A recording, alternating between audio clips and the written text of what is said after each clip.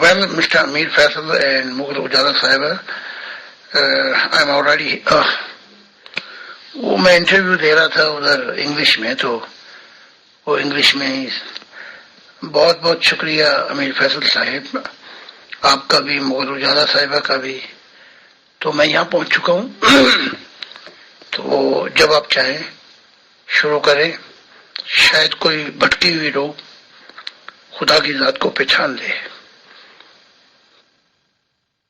السلام علیکم ورحمۃ اللہ وبرکاتہ to all dear group members of your discussion group. ہم آج ایک بار پھر سے محترم زاہد خان صاحب کا پرخلوص استقبال کرتے ہیں پیور ڈسکشن گروپ میں، ان کو خوش آمدید کہتے ہیں۔ آئیں محترم زاہد خان صاحب، ویلکم۔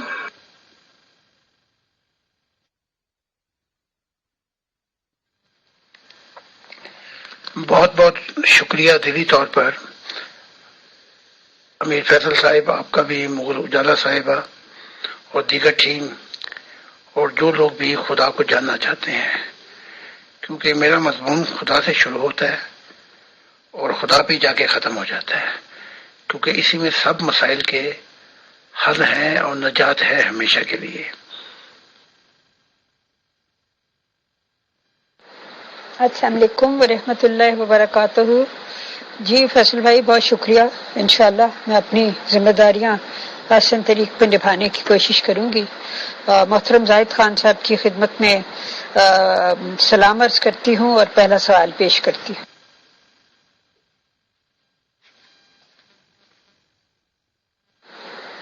جی محترم زاہد خان صاحب، پہلا سوال یہ ہے کہ سوشل میڈیا کی وجہ سے گروپوں میں بد زبانی بہت بڑھ گئی ہے، یوٹیوب پہ، فیس بک پہ، جہاں بھی ہم دیکھتے ہیں تو بد زبانی بہت بڑھ گئی ہے۔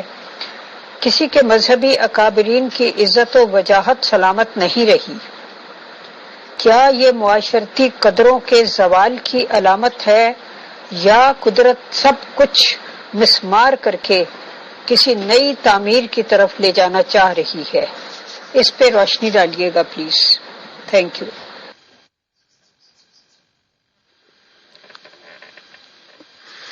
ذات الہی ہمیں اجالے کی طرف لے جانا چاہتی ہے۔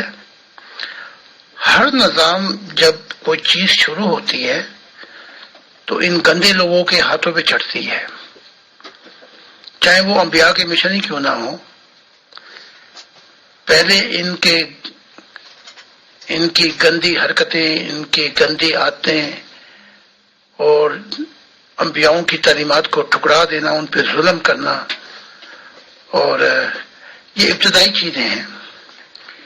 لیکن یہ سوشل میڈیا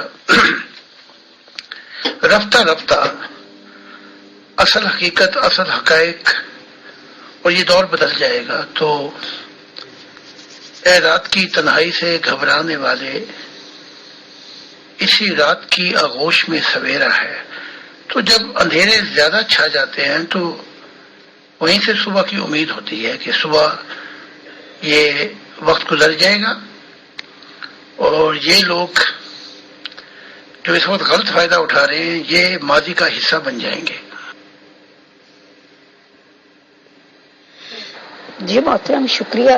اس کی ایک مثال شاید اس طرح بھی ہو سکتی ہے کہ جب کوئی نئی تعمیر کرنی ہوتی ہے تو پرانے مکان کو بالکل مسمار کرنا پڑتا ہے۔ اگر یہ دکھائی دے کہ یہ رہنے کے قابل نہیں ہے، خطرناک ہو چکا ہے، تو پھر اس کو بالکل بلڈوز کر کے اس کے بعد نئی بنیادیں اٹھائی جاتی ہیں۔ اور مجھے لگتا ہے کہ جیسے شاید پرانی جو قدریں ہیں اور پرانی جو لوگوں کے عقائد ہیں اور جو کچھ بھی ہے، قدرت چاہ رہی ہے کہ اس سب کچھ کو بالکل مسمار کر دیا جائے، کیونکہ ایسی ایسی چیزیں دیکھنے اور سننے میں آ رہی ہیں جو آج تک کبھی نگاہ سے گزری نہیں تھی۔ تو یہ بھی ایک ایسپیکٹ ہو سکتا ہے، اس بارے میں بتائیے گا پلیز، شکریہ۔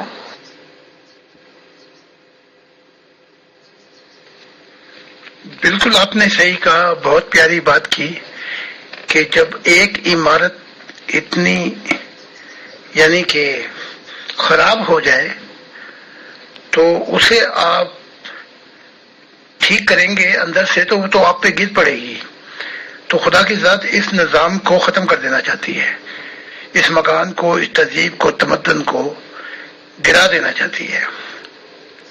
اس کی پہلی مثال تو یہ ہے کہ جب خدا نے مجھے کہا کہ ملک چھوڑ، تو کہا اپنا مذہب، کلچر، ٹریڈیشن سب کو چھوڑ، دفن کر، تب میں نئی دنیا دوں گا. تو اب جو یہ ٹیکنالوجی آئی ہے گلوبل ولیج کی، یہ بہت فائدے مند ہو رہی ہے خدا کی نبوت کے لیے بھی، جو مسیح ہے، جو نبوت کے دعوے دار ہیں. کیونکہ آپ اندازہ لگائیں کہ اگر میں ان حالات میں ہوتا تو میں تو ایک بات بھی نہیں کر سکتا تھا. انہوں نے کبھی کا مجھے مار دیا تھا.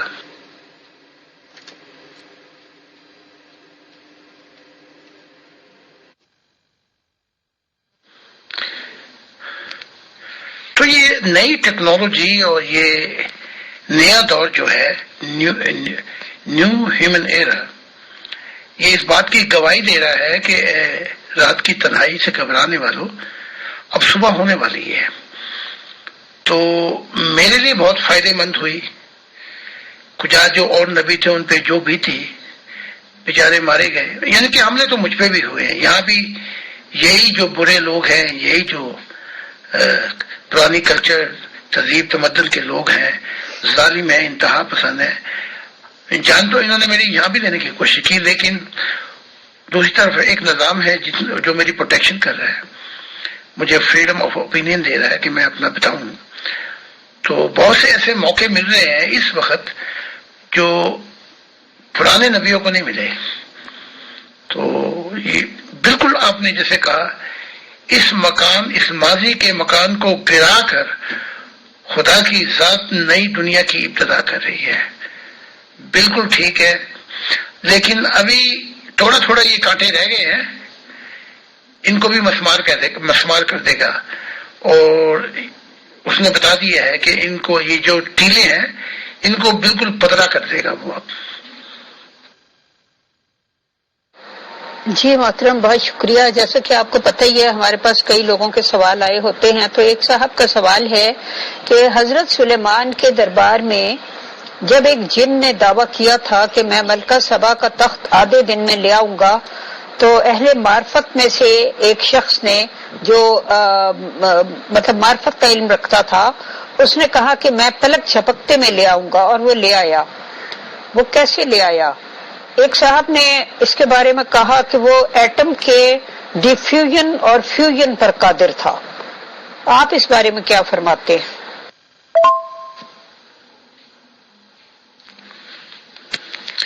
یہ آپ کی کشف بہت ہی مبارک ہے. اس سے مضمون جو ہے وہ یہ ہے، پریم کی گنگا بہاتے چلو. یہ جو گنے ہیں، یہ پریم، یہ محبت کی گنگا ہے.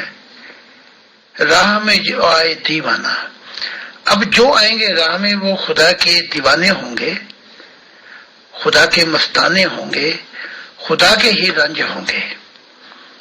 تو مضمون یہ ہے کہ اب اس دنیا کو پریم کی گنگا، یہ گنے کے رس پلاتے چلو.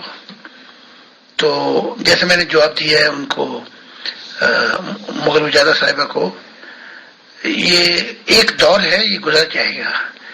اس کے بعد اگلا دور جو ہے وہ بڑا سنہری اور حقیقت کا دور شروع ہوگا. بہت بہت شکریہ.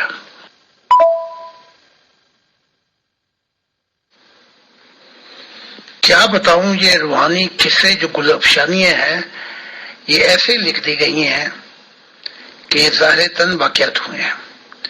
اب جیسے وہ پترس سے ملا جو عیسیٰ کا پہلا حواری ہے، تو وہ کشتی میں بیٹھا ہوا تھا. تو اس نے کشفی نظارہ دیکھا کہ عیسیٰ پانی پہ چل کے آ رہے ہیں، یعنی کہ جسم کے ساتھ. اب تھا وہ کشفی نظارہ، اسے خود بھی پتا تھا. اب کتاب میں وہ لکھتا یہ ہے کہ جسمانی طور پر یہ پانی پہ چل کے عیسیٰ ہے. تو ان کا کیا بتاؤں میں. وہی پھر مضمون ہے کہ مردوں کو روحانی، اندھوں کو روحانی، ان کو آنکھیں دیتے تھے. مضمون پھر وہی جا رہا ہے کہ ان کی تعلیمات اور بات سے روحانیت، یعنی کہ اندھا پن دور ہوتا تھا. تو اگر ایک تو ہے بھی، تو وہ بھی جو ہے اس کو یوں کہہ لیں، اس سے یہ لوگ ٹس سے مس نہیں ہوئے۔ اب آتے ہیں دوسرے مضمون کی۔ سلیمان کو میں ملا ہوں روح کی دنیا میں، اس کا جو میں نے دیکھا محل بھی ٹوٹا پھوٹا تھا، باہر بھی مصیبتیں، آگے بھی مصیبتیں، اب وہ کیوں نہیں کر لیتا سارا کچھ وہاں پہ روح کی دنیا میں؟ تو یہ ایک کشفی نظارہ تھا، اور یہ کشفی نظارہ جو ہے وہ دکھایا گیا تھا، اس کو اب یوں حقیقت میں لکھ دیا ہے، تو اب کیا کہیں؟ سلیمان نے تو اور بہت سی باتیں بتائی ہیں، اگر وہ بتاؤں گا تو کہیں گے لو جی ہمارے نبی سلیمان کی بےزتی کر دی انہیں۔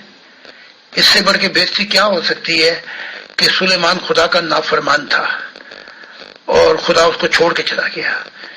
اس کی گواہی تو تورات بھی دیتی ہے۔ تو ان کے قصے کے وہ تخت وہاں پہ لے آئے، یہاں پہ لے آئے، بلکہ سلیمان تک نے تو یہاں تک میں بتا دیتا ہوں کہ وہ مسیح اس وقت آ چکا تھا، سارا کام ہی سلیمان نے بگاڑا ہے۔ تو عجیب سی حالتیں ہیں ان کی۔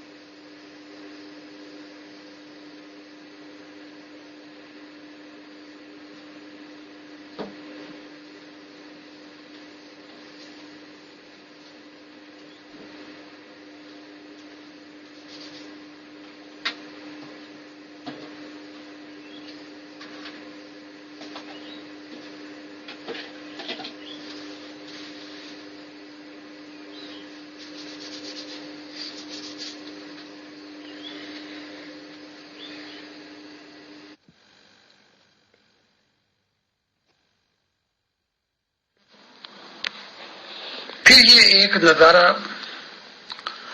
جو کشفی تھا کہ چاند پھٹے اور زمین کا کھانا خراب نہ ہو، ایک کشفی نظارہ تھا کہ وہ دیکھا، اور وہاں پہ جو لوگ چند نے دیکھا، چند نے نہیں دیکھا۔ وہی عیسیٰ والی بات، جب یحییٰ نے اس کو پانی میں ڈبویا تو اٹھا جب عیسیٰ تو کہنے لگا دیکھو آسمان کھل گیا، اور خدا کی روح کو اس نے دیکھا اور کہہ رہی ہے کہ میں اس کا پیارا بیٹا ہوں۔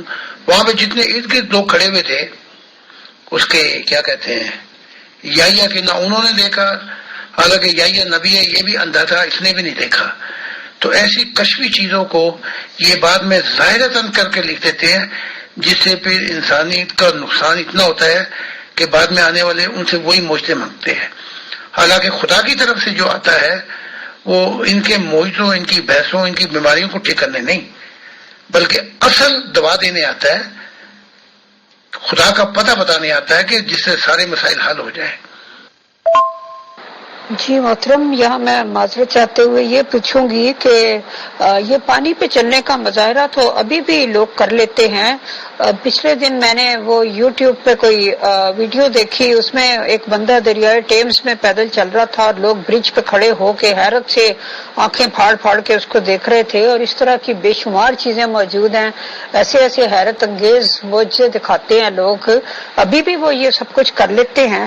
تو ایسا کیوں تھا کہ جس کے بارے میں مطلب ہے کہ جو نبی تھا وہ یہ معجزے نہیں دکھا سکتا تھا پانی پہ چلنے کا؟ پانی پہ چلنے والا معجزہ تو اگر آپ یوٹیوب پہ لکھیں تو آپ کو کئی ویڈیوز نکل آئیں گی جس پہ لوگ چل رہے ہیں پانی پہ اور دیکھنے والے حیران پریشان ہیں. تو یہ تو بڑی کامن چیز ہے، پتہ نہیں کس طرح کرتے ہیں لوگ.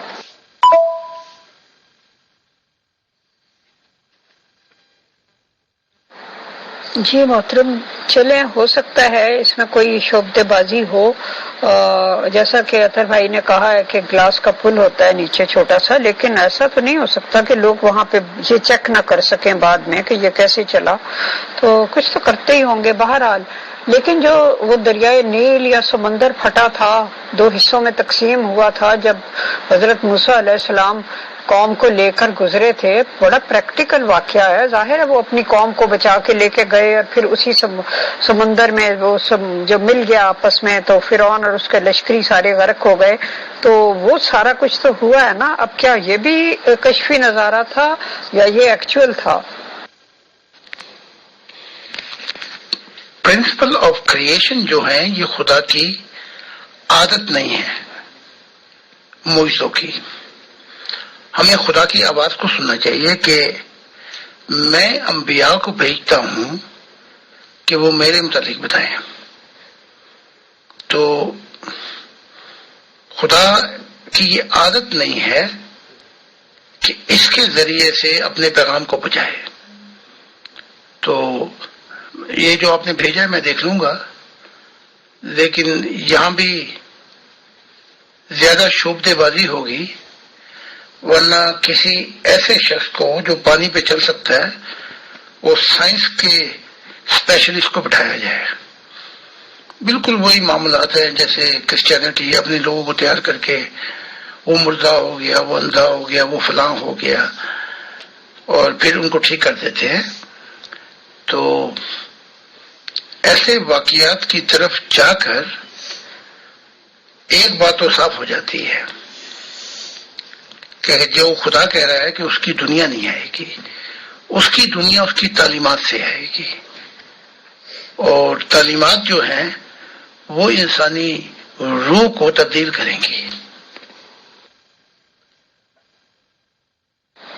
اطہر بھائی، اسی طرح لوگ زمین سے کافی اونچے ہو کے فضا میں بیٹھے ہوئے ہوتے ہیں اطمینان سے، اور باقی لوگ ان کے نیچے ہاتھ پھیر پھیر کے اور ڈنڈے پھیر پھیر کے دیکھ رہے ہوتے ہیں کہ کوئی ایسی چیز تو نہیں ہے جس کے اوپر یہ ٹکا ہوا ہے، لیکن لوگوں کو کچھ بھی دکھائی نہیں دیتا. تو یہ سب کیا ہوتا ہے؟ وہ تو اپنی طرف سے لوگوں کو حیران کرنے کے لیے معجزے ظاہر کر رہے ہوتے ہیں، اور کئی گھنٹے بیٹھے رہتے ہیں اس طرح سے کر کے، حالانکہ نیچے کچھ بھی نہیں ہوتا، کوئی ٹیک نہیں ہوتی، کوئی سہارا نہیں ہوتا. چلو آپ کی بات مان لیتے ہیں کہ وہ پل، وہ پانی پھٹا دریائے نیل میں، یہ گزر گئے، فرعون کی فوجیں جو ہیں وہ غرق ہو گئیں. اتنا بڑا معجزہ ہے. اب یہ جو موسیٰ کے ساتھ اسرائیلی قوم گزرنے والی تھی، اتنا بڑا معجزہ دیکھا، وہاں سے گزر کے تو اب انسان یعنی کہ موسیٰ کا فرما بردار اور خدا کے فرما بردار ہو جاتے، وہ دوسرے دن پھر منکر ہو گئے. تو یہ کیا معجزہ تھا؟ بڑے سوچنے کا فکر لہمیہ ہے. وہ قوم جو پانی پھٹ گیا اور گزر گئی، وہ دوسرے دن پھر انکاری ہو گئی اور موسیٰ کے خلاف بکنے لگی. اب میں آتا ہوں اصل مضمون کی طرف. کیا بدلا اتنا بڑا معجزہ دیکھ کر؟ اب اصل مضمون کی طرف آتا ہوں. موسیٰ جنگوں کا بہت سا ماہر تھا. فرعون کے زمانے میں اس نے افریقہ کو فتح کیا تھا، اس موسیٰ نے، اور بڑی لونڈیاں غلام اور پتہ نہیں کتنا ظلم کر کے یہ وہاں پہ لے کے آیا تھا. جنرل تھا، تجربے کار شخص تھا. اور موسیٰ بتاتے ہیں کہ دریائے نیل کا کچھ جو حصہ ہے وہ میں جانتا ہوں کہ وہ کیا تھا، اور میں وہاں سے گزرا. اب دریائے نیل کی یہ حالت تھی کہ وہ بدلتا رہتا ہے اپنے پانی کا بھاؤ. تو یہ جو گزر گئے تھے، اس کے بعد جو کچھ ہوا اسے آپ معجزہ کہہ لیں، کرامت کہہ لیں کہ پانی کا بہاؤ تیز ہوا، جیسے کبھی سمندر ساکن ہوتا ہے، کبھی اس کی لہریں بہت یعنی کہ جہازوں کو ہلا دیتی ہیں۔ تو اب وہ موسیٰ وہ یہ بیان کر رہے ہیں، لیکن چلو اگر آپ کی بات مان بھی لیں تو نتیجہ یہ ہے کہ اتنے بڑا معجزے سے گزرنے والی قوم وہ دوسرے دن پھر اس کا انکار کر دیتی ہے اور موسیٰ کے خلاف بھی بکتی ہے۔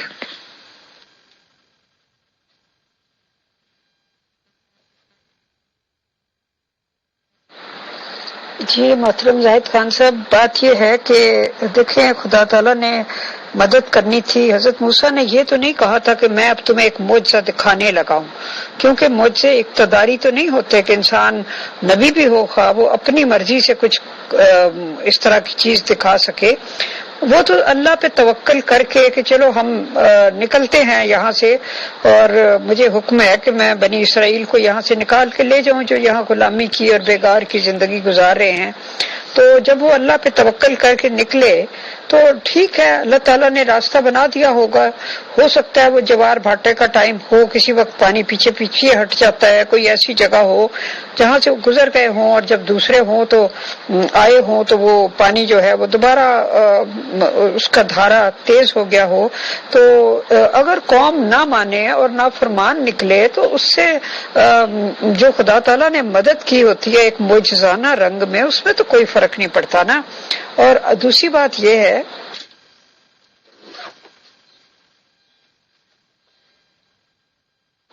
کہ شروع میں آپ نے خود بتایا تھا کہ حضرت عیسیٰ علیہ السلام جو تھے وہ معجزے دکھا سکتے تھے، اور وہ اس طرح نابینوں کو آنکھیں عطا کر دیتے تھے، اور مطلب ہے مردوں کو زندہ بھی کر دیتے تھے، اور باقی بھی جو کچھ ان کے بارے میں ہے آپ نے خود بتایا تھا کہ وہ کر سکتے تھے۔ لیکن یہ ہے کہ معجزات کی وجہ سے فائدہ کچھ نہیں ہوا، لیکن ان میں یہ طاقت ضرور تھی۔ مطلب لوگوں کے دل تعلیم کو سمجھنے سے اور خدا پر ایمان سچا لانے سے بدلتے ہیں، معجزے دیکھ کر نہیں بدلتے۔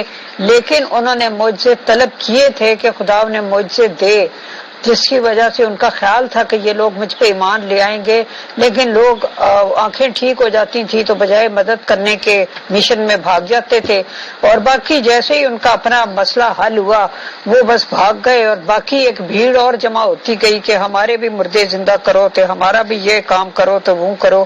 تو لیکن یہ کہ بعد میں انہی لوگوں نے سولی تک بھی پہنچا دیا۔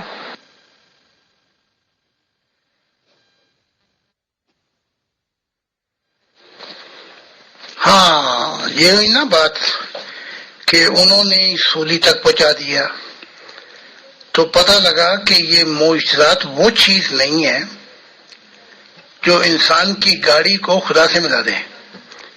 مضمون یہ جاری ہے اپنا، تو معجزات تو میں ابھی بتا دیتا ہوں اور ان کو لا کے کھڑا بھی کر دیتا ہوں کہ جو ہمارے ماننے والے ہیں کھٹکھٹاہٹ ہوئی تو شیشے سے میں آ گیا اندر، گھبراہٹ پڑ گئی اور بات چیت میری ہوئی ان سے، اور میں نے یہاں تک کہا کہ میں تمہیں خدا سے ملانے کے لیے آیا ہوں۔ وہ اتنا گھبرا پڑ گیا کہ جو ماننے والے ہیں کہتے ہیں کہ روح جو ہے وہ اٹک گئی۔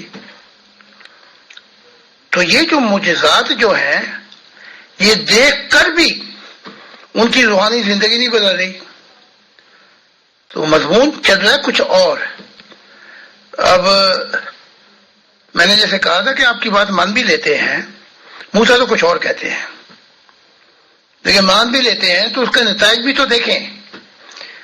نتائج میں آپ کو یہ بتا رہا ہوں کہ اس کے ذریعے ہر روز وہ شک میں پڑ جاتے تھے معجزوں کی وجہ سے۔ پھر ہمارے بہت سے لوگ ہیں جنہوں نے معجزے دیکھے، اب وہ مجھ سے پوچھتے ہیں کہ آپ آئے تھے؟ نہ میں نے معجزے مانگے، نہ میں نے خدا کو کہا کہ یہ معجزہ دکھا۔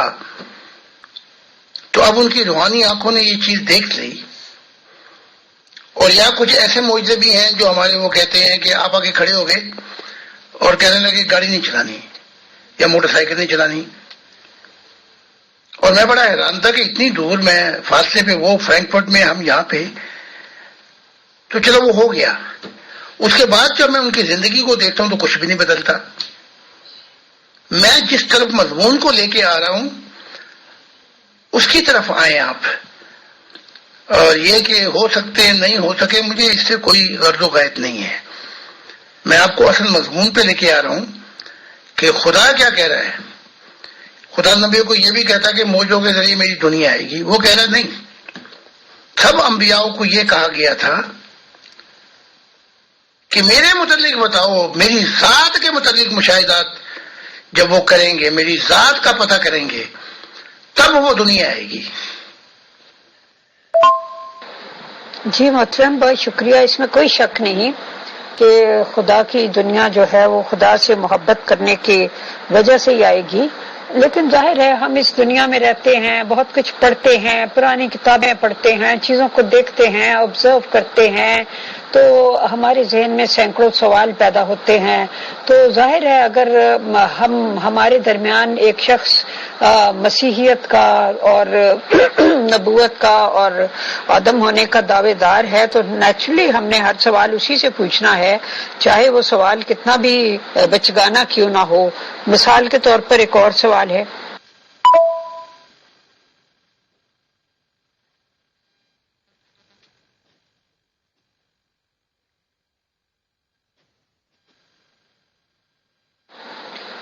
وہ سوال یہ ہے کہ جیسا کہ ابھی آپ نے فرمایا کہ حضرت سلیمان علیہ السلام کے بارے میں کہ آپ نے ایک فکرہ بولا، آپ نے فرمایا کہ مسیح آ چکا تھا، سارا کام سلیمان نے بگاڑا.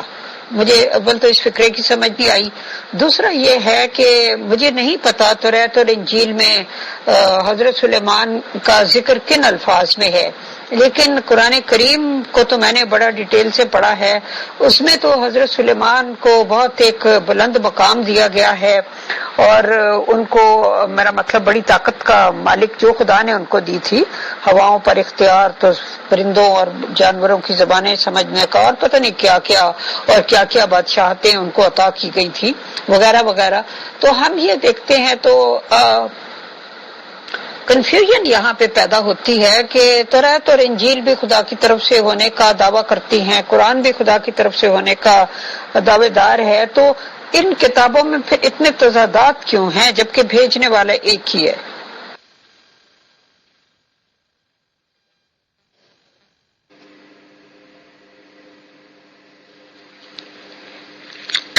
تضادات جو ہیں، جو کنٹرڈکشنز ہیں، وہ انبیاء کی اپنی ہیں، خدا کی نہیں ہے. تو محمد صاحب نے کہاں سے لے لیے یہ واقعات؟ پہلا تو یہ کوشچن ہے، یہ تو تورات کے واقعات ہیں. تو پھر وہ بنی اسرائیل اپنے آپ کو ماتم کرتے ہیں کہ محمد صاحب نے ہماری تعلیم چھڑا لی. اور جس طریقے سے محمد صاحب کا انداز ہے وہ ان کے سارے جو کام ہیں ان کو چٹا کر دیتے ہیں کہ وہ کوئی بھی ایسی چیز نہیں تھی. حالانکہ تورات کو اٹھا کے پڑھ لو، جن کی تورات ہے، جو لکھنے والے ہیں، جو سلاطین ہیں، یعنی کہ ان کے دور میں ہی لکھی گئی، اور وہاں لکھا ہوا کہ خدا جو ہے وہ سلیمان کو چھوڑ گیا، اس نے اتنی نافرمانیاں کی بلکہ اور خداؤں کی پوجا کرنے لگا. تو یہ جو تضاد ہیں یہ انبیاء کے اپنے اظہار میں ہیں. تورات تو ایسے اتنا اونچا نہیں اٹھاتی جتنا محمد صاحب نے اٹھا کے کر دیا. اب جو حقیقت میں دیکھ رہا ہوں روح کی دنیا میں وہ تو کچھ اور ہی ہے. اب میں حقیقت اور بتا رہا ہوں تو اب کہیں گے کہ لو جی یہ تو ہم غلطیاں نکالتے ہیں ہمارے انبیاء میں. میں صحیح مشاہدہ پیش کر رہا ہوں خدا کی طرف سے.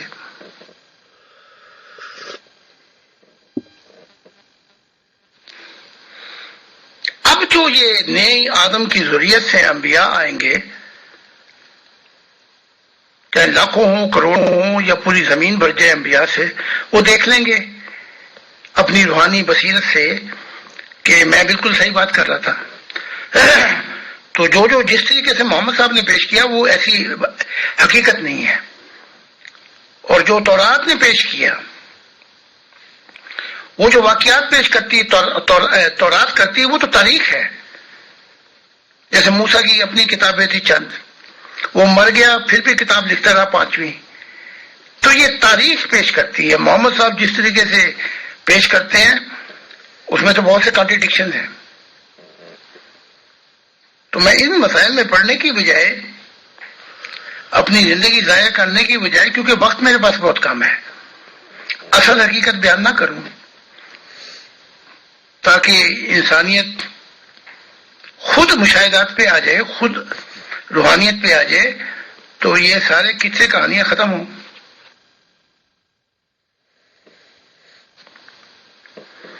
بہت سی چیزیں ویسی بھی ہیں جو تورات بیان کر رہی ہے، بہت سی چیزیں محمد صاحب نے ملا دی تو مل جل کے آگے تعلیم پیش ہو گئی. حقیقت کیا ہے؟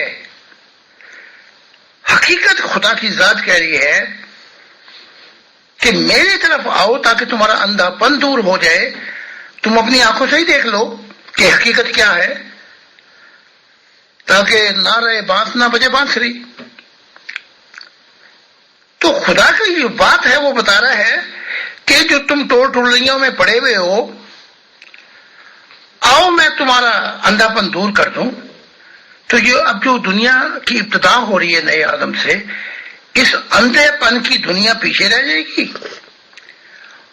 اور ہمارے جو ہیں میری ذریت سے جو لوگ ہوں گے، وہ چاہے پوری زمین انبیاء سے بھر جائے گی، خدا نے کہا وہ دیکھ لیں گے، وہ اندھے تھوڑی ہوں گے، وہ مشاہدات بھی کریں گے، موت کے بعد کی زندگی میں بھی جائیں گے، وہ سفر بھی کریں گے، ان پہ ساری حقیقت واضح ہو جائے گی.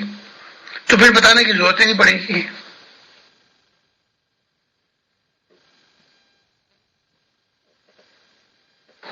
جی محترم، ایسا ہے کہ جب کسی زمین میں کچھ بونا ہوتا ہے، نئی فصل لگانی ہوتی ہے، تو پہلے اس زمین کو صاف کیا جاتا ہے، روڑے پتھر کنکر ہر چیز کو نکالا جاتا ہے، ہموار کیا جاتا ہے. تو یہ جو مختلف قسم کے تضادات موجود ہیں مذاہب میں، تو میرا مطلب ہے، اور اشکال ہیں، کنفیوژنز ہیں، یہ سب باتیں کسی کو سمجھ نہیں آتی. تو ظاہر ہے وہ آپ سے سوال کرتا ہے، تو جب تک یہ کنکر پتھر نہیں نکالے جاتے تب تک تو نئی فصل جو ہوتی ہے وہ نہیں بوئی جا سکتی ہوتی نا. تو بے شمار لوگ ہیں جو ایسے سوال کرتے ہیں اور پوچھتے ہیں، تو پھر جواب دینا تو پھر بنتا ہے نا آپ کے اوپر. چھڑانے کا کیا فائدہ ہوا؟ تینوں مذہب لڑ مر رہے ہیں، ایک دوسرے کے خون کے پیاسے ہیں، مار مار کے ایک دوسرے کو، تو نے میری چرا لی، اس نے اس کی چرا لی، ان دونوں کی قرآن نے چرا لی. یہ فائدہ ہوا، اور کیا فائدہ ہونا تھا؟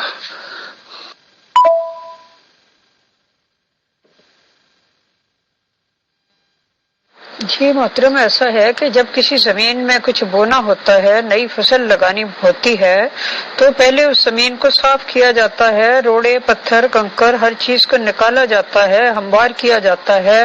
تو یہ جو مختلف قسم کے تضادات موجود ہیں مذاہب میں، تو میرا مطلب ہے، اور اشکال ہیں، کنفیوژنز ہیں، یہ سب باتیں کسی کو سمجھ نہیں آتی. تو ظاہر ہے وہ آپ سے سوال کرتا ہے، تو جب تک یہ کنکر پتھر نہیں نکالے جاتے تب تک تو نئی فصل جو ہوتی ہے وہ نہیں بوئی جا سکتی ہوتی نا. تو بے شمار لوگ ہیں جو ایسے سوال کرتے ہیں اور پوچھتے ہیں، تو پھر جواب دینا تو پھر بنتا ہے نا آپ کے اوپر. اچھا محترم، اگلا سوال جو ہے وہ کچھ اس طرح ہے کہ جس طرح مذاہب میں تو گناہ اور ثواب کا تصور ہوتا ہے کہ بھئی یہ کام گناہ ہے، یہ کام ثواب ہے، یہ گناہ ہے اس کے اوپر خدا سزا دے گا، یہ جرم ہے اس کے اوپر شریعت گناہ پہ سزا دے گی، یا جرم ہے تو اس کے اوپر حکومت اور ریاست سزا دے گی، وغیرہ وغیرہ. دوسری طرف یہ ہے کہ روحانیت جو ہے جس کی طرف آپ بلا رہے ہیں، اس میں کیا تصور ہے گناہ کا اور ثواب کا؟ ہاں کوئی بات نہیں، سوال پوچھے، اور سوالوں کے جواب دینے کے لیے ہم بیٹھے ہوئے ہیں، لیکن ساتھ ساتھ وہ دور بھی چلتا رہے جس دور سے وہ خود ہی دیکھ لیں یعنی کہ جب روحانیت بنائی جو دی جاتی ہے اور جس کی وجہ سے دی جاتی ہے تو وہ ماضی کا حال بھی دیکھ لیتا ہے. جیسے میں نے اپنی آنکھوں سے ماضی کو دیکھا، عیسیٰ کے دور میں چلا گیا، محمد صاحب کے دور میں چلا گیا، تو میں نے ان دور کو دیکھا. حتیٰ کہ عیسائیت تو نہیں بتاتی، میں نے تو یہاں تک دیکھا وہ کوڑے بھی میں نے گنے، وہ جتنے پڑھ رہے تھے ان کو. تو یہ بھی سوال کرتے رہے اور آگے اس چیز کو بھی پکڑ لیں جس کی وجہ سے وہ بھی میرے جیسے ہو جائیں اور آپ بھی میرے جیسے ہو جائیں، تاکہ حقیقت واضح ہو جائے. اچھا محترم، اگلا سوال جو ہے وہ کچھ اس طرح ہے کہ جس طرح مذاہب میں تو گناہ اور ثواب کا تصور ہوتا ہے کہ بھئی یہ کام گناہ ہے، یہ کام ثواب ہے، یہ گناہ ہے اس کے اوپر خدا سزا دے گا، یہ جرم ہے اس کے اوپر شریعت گناہ پہ سزا دے گی، یا جرم ہے تو اس کے اوپر حکومت اور ریاست سزا دے گی وغیرہ وغیرہ. دوسری طرف یہ ہے کہ روحانیت جو ہے جس کی طرف آپ بلا رہے ہیں اس میں کیا تصور ہے گناہ کا اور ثواب کا؟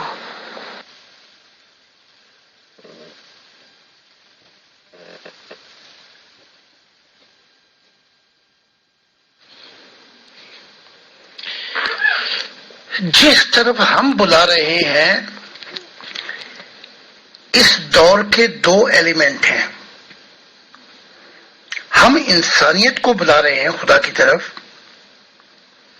اور ساتھ ہی دوسرا ایلیمنٹ جو ہے ہم ڈیموکریٹک جو گورنمنٹ کے اصول بنائے گئے ہیں ان کو ہم چیلنج نہیں کر رہے. جیسے کہ ڈیموکریسی کے اندر ایک شخص کو سزائے موت ہوتی ہے امریکہ میں، لیکن جو پریس ہے وہ آ کے کہتا ہے کہ خدا بیٹے اور روح القدس کے نام پہ تجھے معاف کیا، لیکن جو نظام ہے وہ اس کو سزا دیتا ہے. جو معاف کیا وہ آگے جا کے دیکھے گا. تو جو ہمیں دکھایا گیا ہے وہ یہ ہے. جی محترم، آپ فرماتے ہیں کہ آپ نے ماضی کو دیکھا، ٹھیک ہے ہم مان لیتے ہیں آپ نے ماضی کو دیکھا. اب ظاہر ہے پیغمبر اسلام صلی اللہ علیہ وسلم نے بھی ظاہر ہے ماضی کو دیکھا، کیونکہ حضرت سلیمان ان سے بہت پہلے تھے. اس کے علاوہ جو توریت انجیل میں لکھا ہے تو ان لوگوں نے بھی ماضی کو ہی دیکھا. تو ہر کوئی جب ماضی میں گیا تو اس نے الگ منظر کیوں دیکھا؟ مطلب اس دنیا میں تو ہم کہہ سکتے ہیں کہ بھئی چلو ٹھیک ہے، ہر ایک کی ویژن کا فرق ہو سکتا ہے کہ وہ کہیں گیا تو اس نے اور منظر دیکھا. ایک بندہ کہیں کسی کھیت میں گیا، وہ خزاں کے موسم میں گیا تو اس نے سب کچھ جلا ہوا دیکھا. دوسرا بندہ بہار کے موسم میں گیا تو اس نے سب ہریالی دیکھی. تو جب ماضی میں جاتے ہیں اور ماضی بدل نہیں سکتا اور عالم روحانیت میں جاتے ہیں تو وہاں سب کو الگ الگ منظر کیوں دکھائی دیتے ہیں؟ یہ میرا سوال ہے دراصل.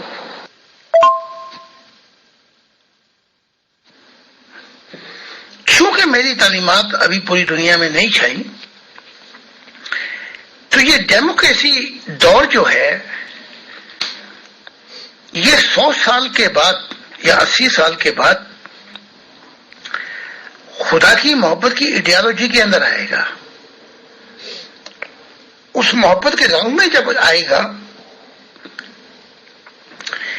تو جتنے جرائم کم ہوتے جائیں گے اتنی سزا بھی کم ہوتی جائے گی، یعنی کہ نرمی ہوتی چلی جائے گی. تو مجھے دکھایا گیا کہ 100 سال کے بعد جمہوریت اور فریڈم اتنی زیادہ جڑ پکڑ گئی تھی کہ جرائم بہت کم ہو گئے تھے.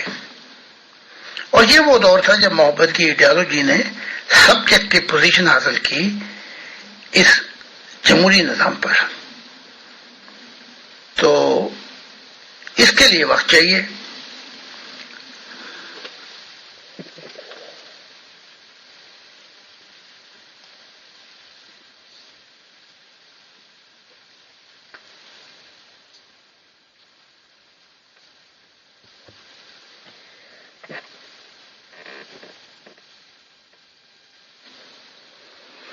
آج جوابات میں پیچھے رہ گیا ہوں، آپ کے سوال آگے آ گئے ہیں، تو مجھے پھر وہ یعنی کہ کاپی کر کے جواب دینا پڑتا ہے۔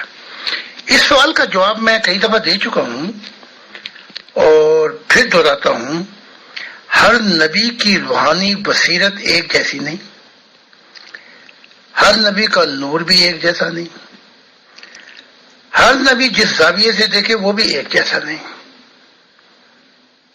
تو جو بھی نبی ہے وہ اپنی روحانیت کے بل بوتے پہ بات کرتا ہے۔ اس کی ایک مثال میں نے ابھی دی تھی، دو نبی کھڑے ہیں، ایک کہہ رہا ہے کہ میں دیکھ رہا ہوں کہ خدا کی روح آئی اور میرے اوپر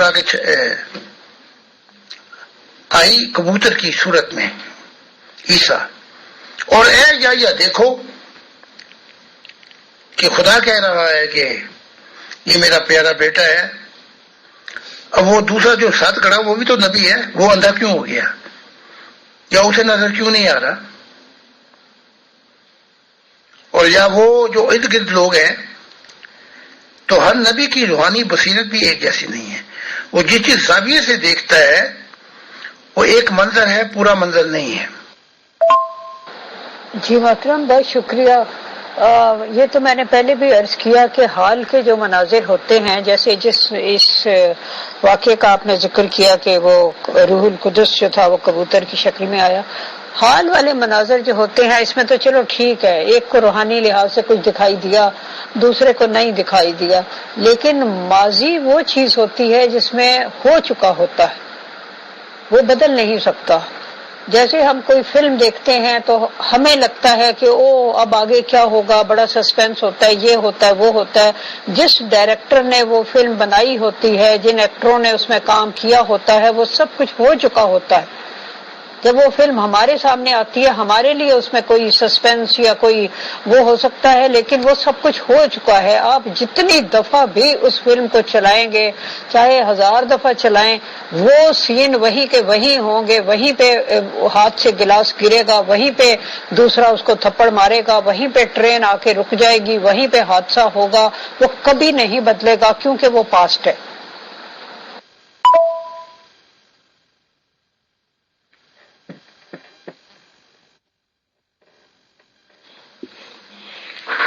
یہی تو میں عرض کر رہا ہوں، میں پھر سمجھاتا ہوں کہ روح کی دنیا نبی کی روحانی گروتھ کے مطابق اس کو کیا دکھاتی ہے۔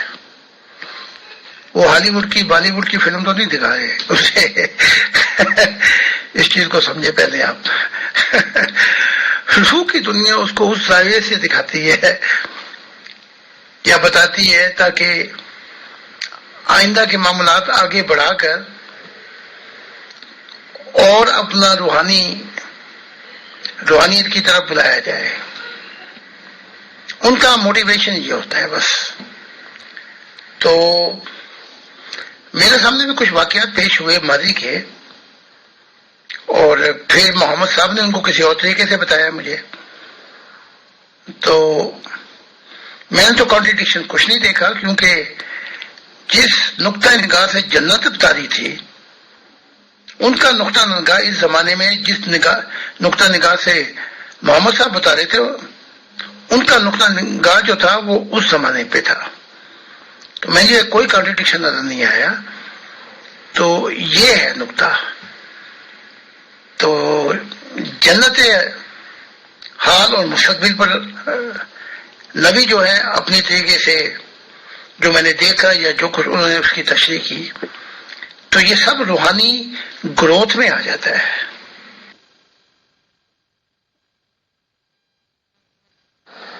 جی محترم، اگلا سوال یہ ہے کہ اللہ تعالیٰ نے اس زمین پر انسان کو اپنا نائب بنایا، لیکن عام طور پر انسانوں کو اس کا شعور نہیں ہے، وہ اینیمل لیول کی زندگی گزارتے ہیں۔ حالانکہ اگر شہر کا کمشنر یا ڈپٹی کمشنر ہی کسی کو بلا کر کہے کہ میں تمہیں اپنا نائب مقرر کرتا ہوں، تو اس شخص کی خوشی کا کوئی ٹھکانہ نہ رہے۔ لیکن انسان دنیا میں خدا کا نائب ہونے پر نہ تو نازاں ہوتا ہے اور نہ ہی اس ذمہ داری کی طرف توجہ کرتا ہے جو بطور نائب اس پر ڈالی گئی ہے۔ اس بے شعوری کی کیا وجہ ہے؟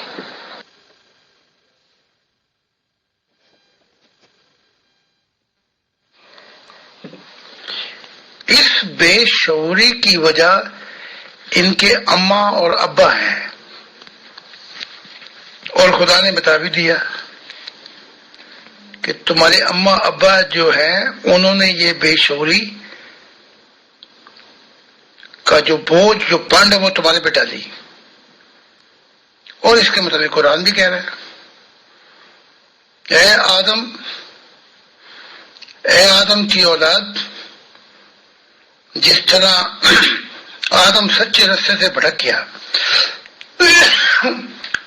اور شیطان نے ان کو ننگا کر دیا، کہیں ایسا نہ ہو کہ ذرا دیکھو کہ کہیں تمہیں بھی وہ ننگا نہ کر دے۔ تو اس بے شعوری کی اصل جو جڑ ہے وہ ان کے اماں ابا ہیں، اس کے بعد پھر وہ سوسائٹی جو آگے آئی، خاندان آیا، خون خرابہ پہ جا کے جو کچھ ختم ہوا، خدا چھوڑ گیا، وہیں سے وہ سوسائٹی آتی ہے جو بیماریوں کی جڑ ہے۔ اسی سوسائٹی سے قوم، اور قوم میں سے نبی آئے، اور ان نبیوں میں سے وہ جو یہ 6000 سال کی ہسٹری ہے، یہ دنیا ہے۔ اب خدا نے ان کی سب لپیٹی ہے، اب نئے آدم سے شروع ہوگی، اور یہ پرانی دنیا لپیٹ دی گئی ہے، خدا نے اس پرانی دنیا کو لپیٹ دی ہے۔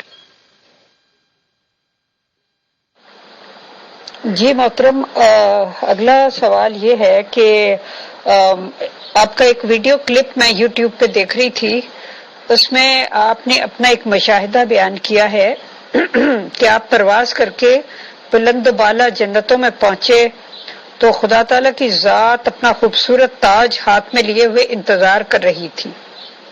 جب آپ پہنچے تو خدا کچھ دیر آپ کو تکتا رہا، پھر گھٹنوں کے بل جھکا اور کہنے لگا، اے میرے دل، اے میرے دل، اے میرے دل۔ پھر سجدہ کیا اور کہا، میں تیرا صلہ ہوں۔ پھر خدا نے کہا کہ یہ محبت کا تاج جو میرے سر پر تھا اب تیرے سر کی رونق بنے گا۔ یہ کہہ کر خدا تعالیٰ نے وہ تاج آپ نے فرمایا کہ میرے سر پر رکھ دیا اور محبت کے عالم میں ناچنے لگا، اور نوری مخلوق نے نغمات سنائے۔ پھر آپ نے نیچے آ کر یعنی پرواز سے واپس آ کر وہ نغمات جو تھے ان کو آپ نے اپنے الفاظ میں لکھا۔ تو اگر آپ کہیں گے تو میں وہ نغمات بھی یہاں پہ پڑھ دوں گی، لیکن یہ جو بھی مشاہدہ تھا اس کو ذرا پلیز پہلے واضح کر کے بیان کر دیجئے۔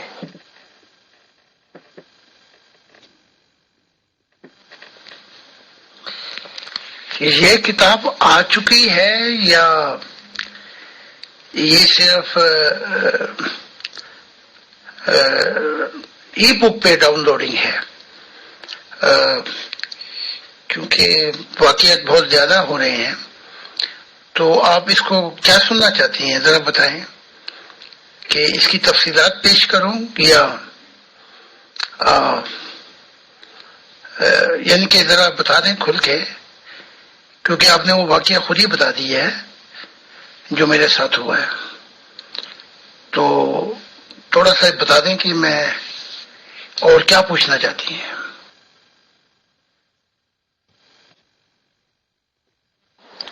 جی محترم، اصل میں اس کی تفصیلات سننا چاہتی ہوں۔ میں نے تو اس میں بھی بڑے شوق سے سنا، لیکن وہ آپ ویڈیو کلپ میں بیان کر رہے تھے، مجھے نہیں پتا کسی کتاب میں یہ آ چکا ہے یا نہیں آیا، میں نے تو ویڈیو کلپ میں سنا تھا جس میں آپ نے بتایا کہ وہ آپ واقعہ آج بیان کریں گے جس میں خدا نے اپنی محبت کا اپنا خوبصورت تاج جو تھا وہ آپ کے سر پہ رکھا۔ تو مجھے بڑا لطف آیا اس واقعے کو وہاں پہ دیکھ کے، بلکہ آپ یقین کریں کہ میں نے وہ جو سارا آپ نے نیچے نغمہ لکھا تھا، میں نے وہ سارا بھی اس کو سن کے میں نے اس کو لکھا، اور میرا مطلب ہے اس میں سے کئی چیزیں مجھے سمجھ میں نہیں آئیں، لیکن یہ ہے کہ میں یہ چاہتی ہوں کہ یہ ایک ظاہر ہے ایک بہت زبردست مشاہدہ ہے، یہ کوئی معمولی بات تو نہیں ہے، تو میں یہ چاہتی ہوں کہ جیسے اینڈ میں آپ اپنے کسی مشاہدے کا ذکر کرتے ہیں تو آج آپ اسی کو ذرا مزید تفصیل سے بیان کر دیجیے گا. شکریہ.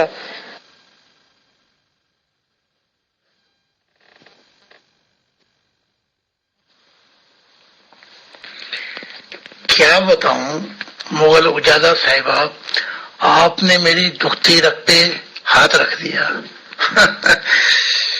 شرم آتی ہے مجھے آپ سے کہتے ہوئے، مجھے الفاظ یاد نہیں، کیا میرے لیے آپ ہیں؟ تو حقیقت یہ ہے دل و جان سے میں آج بھی اپنے آپ کو اس قابل نہیں پاتا، لیکن خدا کی عنایات کی بارش اتنی تیز ہو رہی ہے کہ وہ مجھے سوچنے کے لیے چند گھڑیاں بھی نہیں دیتی. تو حقیقت تو یہ ہے کہ میں اپنے آپ کو جانتا ہوں کہ جو بھی سفر ہوا آدھی صدی سے زیادہ کا، اس میں میری ناکامیاں زیادہ ہیں اور کامیابی کی کرن کہیں کہیں نظر آتی ہے. تو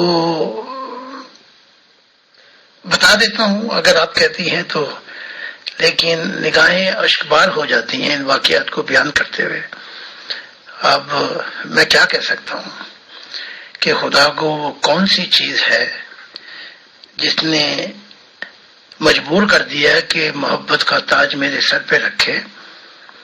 تو اس وقت بھی پرواز پہ ہی میں یہ کہ مجھے کیوں بلایا جا رہا ہے جبکہ کلے جہانوں کی بیٹا بیٹیوں کو اور بہت سے لوگوں کو ان کو وہاں پہ بلایا گیا.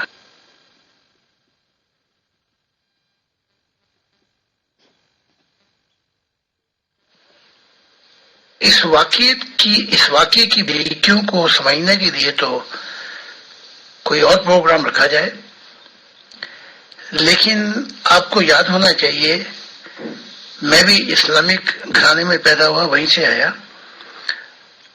اور کر سجدے کس گئے متھے. اور مجھ پہ بھی دور ہے جب سبحانہ ربی یا لذی، سبحانہ ربی یا لذی، سبحانہ ربی یا لذا، کچھ رکوع میں اور کچھ سجدوں میں ساری مسلمانوں کی یا جو ہیں زندگیاں گزر گئیں. لیکن یہ واقعہ کہ خدا چھپ کر یہ کہہ رہا تھا اے میرے دل، اے میرے دل، اے میرے دل، تو مجھے وہ واقعہ یاد آیا کہ کسی زمانے میں ہم کہہ رہے تھے خدا کی ذات کو کہ سبحان ربی یا العظیم، یعنی کہ سبحان ربی یا اعلیٰ سجدے میں. آج گھوم کر وہ دور کچھ اس موڑ پہ لایا کہ رکوع کے اندر خدا کی ذات کہہ رہی تھی کہ اے میرے دل، اے میرے دل، اور سجدے میں کہہ رہا تھا کہ تو جو سجدے میں سلے کی بات کر رہا تھا. تو بس وہ غم جو ہے حلق میں آ جاتا ہے. ایک طرف اپنی بے کسی اور یہ کہ یہ اس محبت کے قابل تو میں تھا نہیں، اور ایک طرف یہ آ جاتا ہے کہ ایک دم اس کی عنایات اتنی وسیع پیمانے پہ کہ پوری انسانیت کو انبیاء بنا دینا چاہتی ہیں. تو کیا کہوں میں.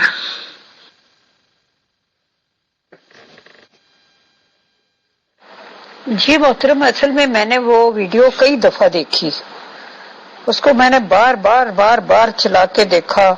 میں یہ سمجھنے کی کوشش کر رہی تھی کہ ہم کیا اتنے لکی ہیں کہ ہم اس دور میں ہیں جس میں ایک ایسا شخص موجود ہے کہ جس کے ساتھ خدا تعالیٰ کا محبت کا ایسا سلوک ہے اور وہ اپنا ایک مشاہدہ بیان کر رہا ہے.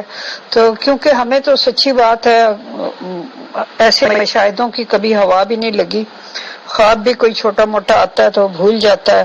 خواہش تو بہت ہے کہ یہ جو کچھ سنتے ہیں اس سب کی کوئی تھوڑا بہت تجربہ ہو جائے، لیکن اللہ ہی بہتر جانتا ہے، کیونکہ یہ اس کے ہاتھ میں ہوتا ہے، انسان کے اپنے ہاتھ میں تو نہیں ہوتا کہ وہ کوئی خواب تک بھی دیکھ لے.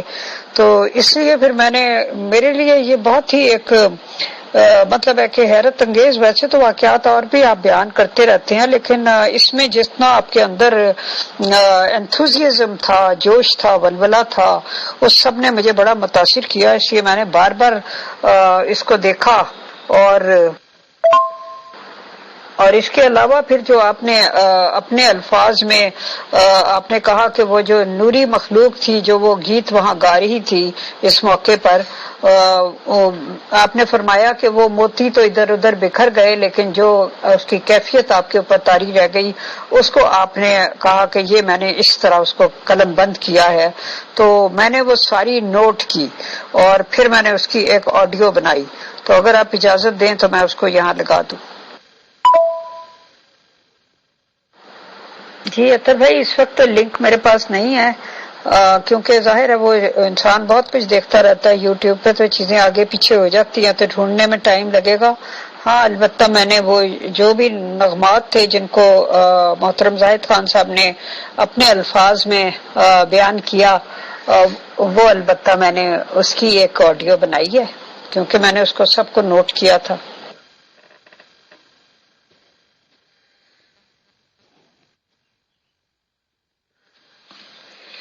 جی ہاں، آپ کا درجہ مجھ سے بڑا ہے شاعری میں، تو آپ کو یاد رہ گئے. ہاں آپ لگا دیں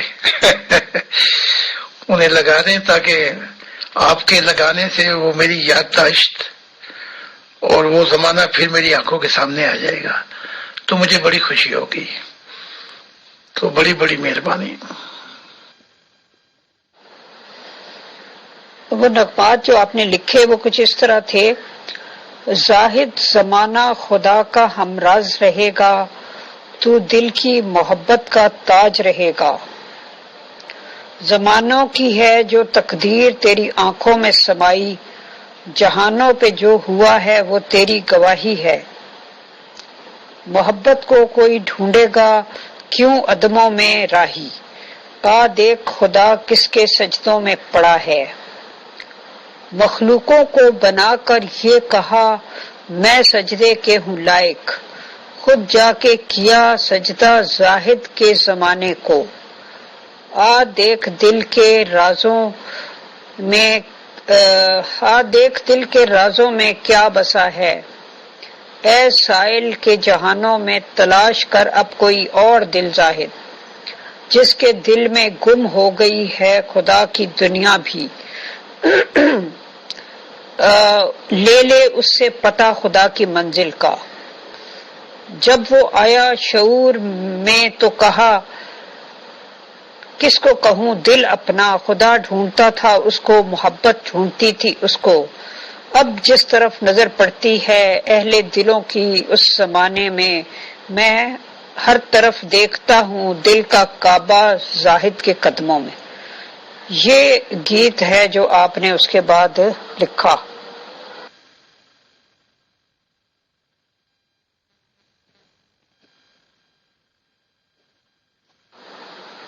جی محترم زاہد خان صاحب، بہت لطف آیا آپ سے گفتگو کر کے، اور سب سے بڑی بات یہ ہے کہ آپ کے اتنے بڑے مقام کے باوجود ہم آپ سے بے تکلفی سے ہر بات کر لیتے ہیں.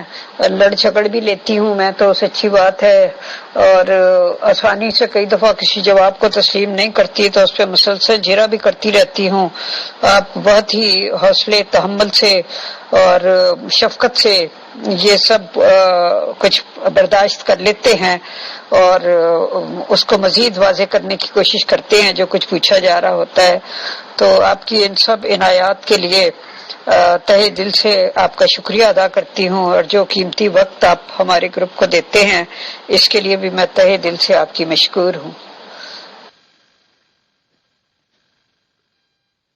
بہت بہت شکریہ، بہت جزاک اللہ محترم زاہد خان صاحب آپ کی تشریف آوری کا اور سوال و جواب کی اس خوبصورت محفل کا سر. تو انشاءاللہ اگلی نشست میں کل انشاءاللہ پھر ملاقات ہوتی ہے. ونس اگین بہت بہت شکریہ، بہت جزاک اللہ سر. امیر فیصل صاحب، میں دلی طور پر آپ کا بھی اور مغل اجالا صاحبہ کا بھی شکر ادا کرتا ہوں، اور دیگر ٹیم اور جو لوگ بھی حصہ لیتے ہیں کنٹریبیوشن اور خدا کے متعلق پوچھتے ہیں، تو یہ ان کی شدت پیاس ہے اور انہیں پوچھنے کا حق ہے. تو آپ کی عید کی وجہ سے کل پروگرام نہیں ہوگا، کوئی بات نہیں، تو اس کے بعد جیسا آپ کہیں گے ویسے میں پروگرام شروع کر لیں گے 1 بجے اس کے اگلے دن. خدا حافظ. بہت بہت شکریہ مغل اجالا صاحبہ. آپ نے جب ان کو پڑھا تو میری نگاہوں کے اندر وہ سب نقشے کھنچ گئے اور وہ سفر بھی. اور میں دل سے آپ کو دعا دیتا ہوں کہ خدا آپ کو لمبی عمر دے اور اتنی عمر دے، ساتھ ساتھ مجھے بھی دے کہ انسانیت کو اس سے فائدہ ہو اور سکھ پا کر. سکھ خدا کے اندر ہے. Where the God Spirit,